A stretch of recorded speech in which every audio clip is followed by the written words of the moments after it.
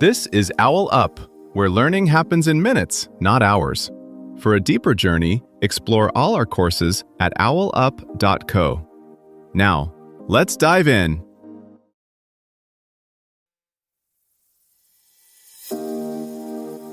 Welcome to Chapter 1 of our series, Cryptocurrency Mastery, The Path to New Age Wealth.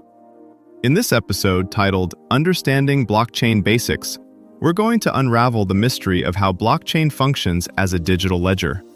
So, get comfortable, because we're about to embark on an exciting journey into the heart of cryptocurrency technology. Let's dive in. Right now, there's a database running in the open that anyone can read, no single company controls, and yet it's moved trillions of dollars without a central boss. In this episode, we'll step inside that strange system and ask, why hasn't it fallen apart? To understand why this open system hasn't collapsed, we need to zoom in on what it's actually built from. Not code in the abstract, but a specific structure called a blockchain. You can think of it as a growing trail of digital footprints, each one locked to the last, so you can always retrace where value came from and where it went. In this episode, we're not chasing hype about coins mooning. We're asking a quieter question. What rules and incentives make millions of strangers agree on the same history of transactions?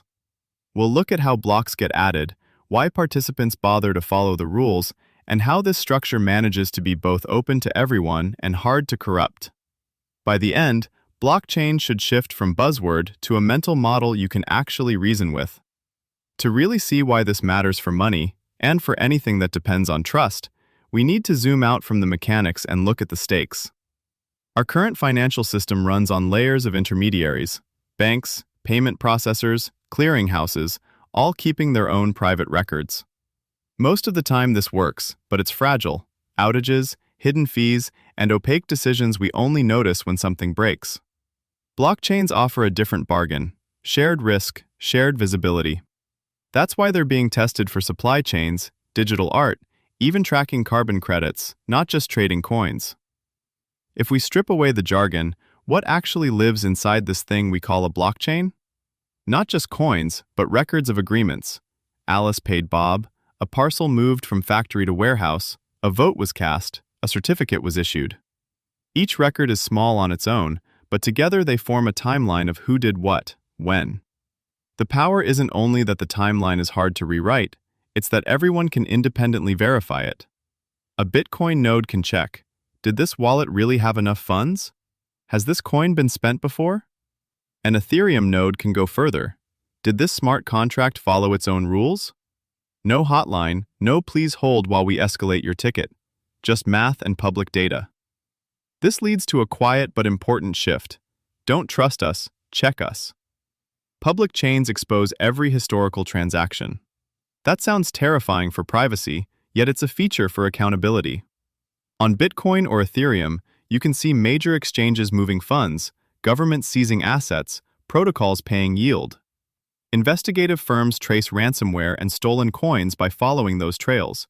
Regulators and auditors increasingly do the same. Of course, exposure cuts both ways. Most users are pseudonymous, not invisible.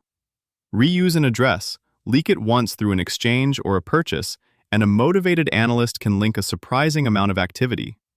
That's why you see layers of tools emerging. Privacy-focused wallets, mixers, some legal, some not, and new chains experimenting with zero-knowledge proofs to hide details while still proving that rules were followed. Security has similar nuance. The base ledger is engineered to be tamper-evident, but much of the real risk now lives at the edges. Smart contract bugs, compromised wallets, sloppy exchanges. When a DeFi protocol is hacked, the chain usually behaves exactly as coded. It's the code that failed. That's pushed serious teams toward formal verification, third-party audits, and circuit breakers that can pause systems when something looks off. So, blockchains don't magically remove trust, they move it. Instead of trusting a single company's database and legal department, you're trusting open-source code, distributed infrastructure, and the economic incentives of thousands of strangers. That's why uptime figures matter. Bitcoin's continuous operation since 2009 isn't just trivia. It's evidence that this particular mix of incentives and transparency can survive in the wild. Zoom forward a bit, and you can see why non-financial players are experimenting.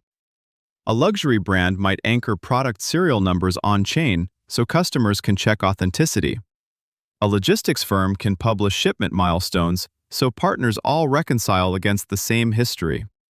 A carbon registry can issue and retire credits publicly, reducing double counting and greenwashing. In each case, the shared ledger isn't about crypto buzz, it's about making cheating more expensive and honest behavior easier to verify. Yet adoption brings tension. Enterprises often dislike full transparency and permissionless access. That's led to hybrids, private or consortium chains where only selected members write data, sometimes periodically anchoring a fingerprint of their records to a public chain for extra assurance. Purists argue this dilutes the original vision. Pragmatists see it as a bridge between today's institutions and tomorrow's open systems. Beneath all of this runs a simple question you'll keep revisiting throughout this series. For this specific use case, who needs to see what, and who should be able to change what, under which constraints? Blockchains are just one set of answers to that question, but they force those answers into the open, where anyone paying attention can inspect, critique, and, if necessary, fork away to try something better. Consider the mundane act of shipping a painting from Paris to Tokyo. Today, each party, gallery, insurer, shipper, customs, keeps its own record, and disputes surface months later. Who damaged the frame? Who delayed the crate? A shared ledger flips this. Every handoff, insurance update, and condition report can be logged as a tiny transaction, with time and responsibility nailed down. No one owns the record, but everyone is accountable to it. Zoom into money. Stablecoins on public chains already let people in inflation-hit countries hold dollar-denominated value and move it across borders in minutes, often outside banking hours. That's not theory, it's what communities in Argentina, Nigeria, and Turkey are actually doing. In the art world, NFTs showed a rough first draft of on-chain provenance.